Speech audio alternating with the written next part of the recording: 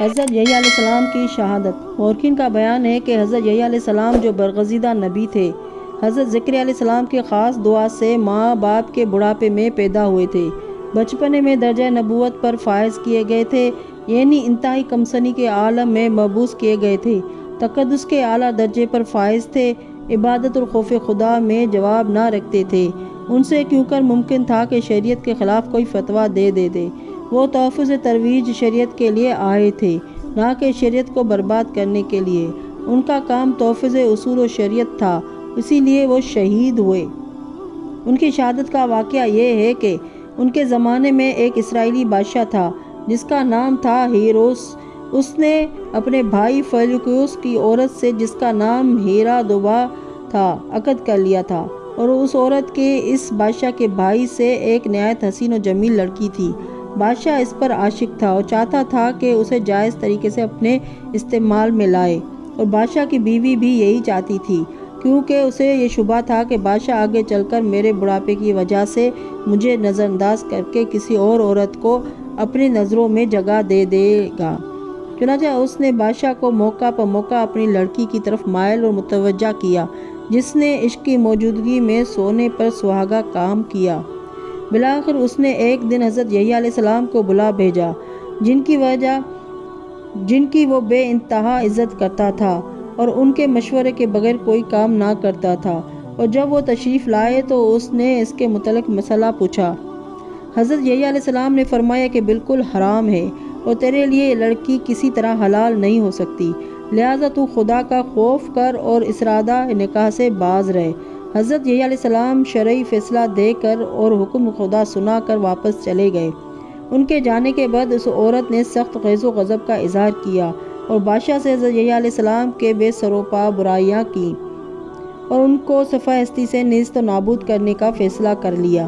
عورت جو چلتروں کی بادشاہ ہوتی ہے، جیسے شیطان نے اپنا اعلیٰ کار بنایا ہوا ہے، وہ جب انتقام کی ٹھان لے تو پھر اسے کون اس کے ارادے سے کوئی طاقت باز نہیں رکھ سکتی۔ چنانچہ یہاں بھی ایسا ہی ہوا۔ اس عورت نے چونکہ خود بھی پہلے ہی سے بدکار تھی اور پہلے بھی انبیاء بنی اسرائیل اور ان کے صالحین کو قتل کرا چکی تھی، ایک دن اپنی لڑکی کو ٹھیک ایسے موقع پر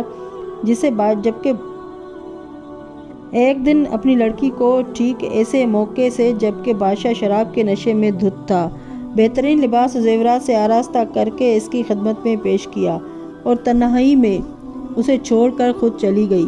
اپنی لڑکی سے کہہ دیا کہ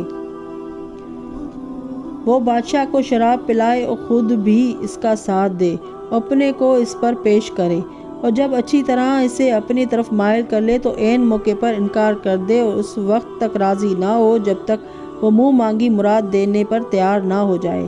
پھر جب وہ پوچھے کہ کیا چاہتی ہے تو کہہ دے کہ یحییٰ بن زکریا کا سر۔ چنانچہ اس نے ماں کی ہدایت پر پورا عمل کیا۔ عین موقع پر جب اس نے پوچھا تو چاہتی کیا ہے تو اس نے کہا کہ میں چاہتی ہوں کہ یحییٰ بن زکریا فی ھذا الطشت، کہ یحییٰ بن زکریا کا سر اس طشت میں یہاں منگوا دے۔ اس نے کہا کہ خدا تجھے غارت کرے، اس کے علاوہ کچھ اور مانگ۔ اس نے کہا کہ میں تو اس کے علاوہ اور کچھ نہیں چاہتی اور نہ مانگتی ہوں۔ بالآخر بادشاہ پر عورت کی صورت شکاوت چھا گئی۔ اس نے حکم دے دیا کہ یحییٰ بن زکریا علیہ السلام کا سر جلد از جلد یہاں لایا جائے۔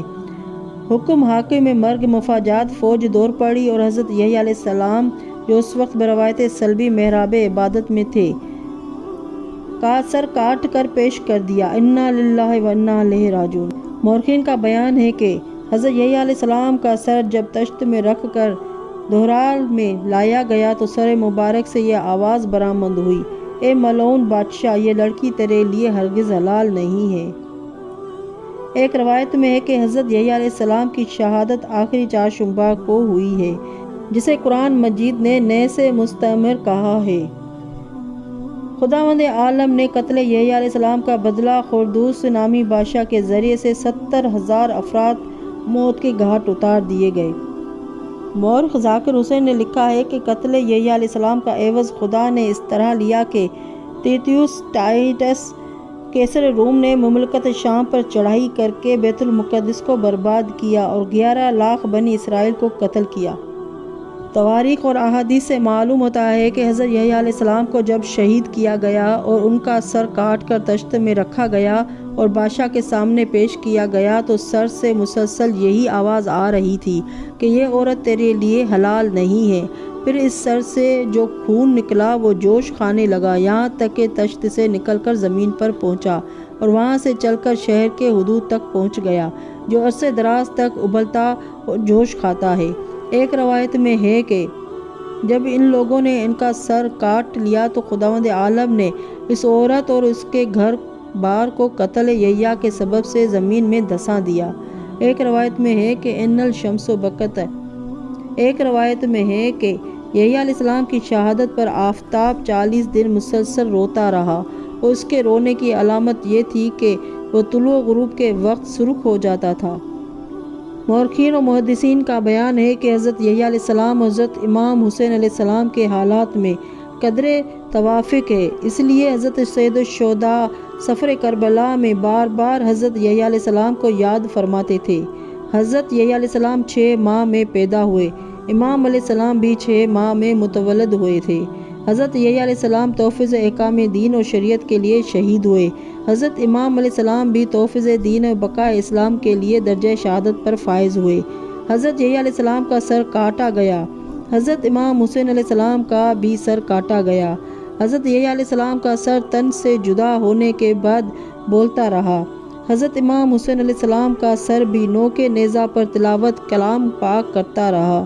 حضرت یحییٰ علیہ السلام کی شہادت پر امور خارق کے عادات ظاہر ہوئے، جیسے آفتاب کا رونا۔ حضرت امام حسین علیہ السلام کی شہادت پر بھی خارق عادات امور ظاہر ہوئے، جیسے آسمان و زمین و شمس وغیرہ کا رونا اور خود خلائق عالم کا گریہ کرنا، جس کا مظاہرہ شفق کی سرخی سے کیا گیا۔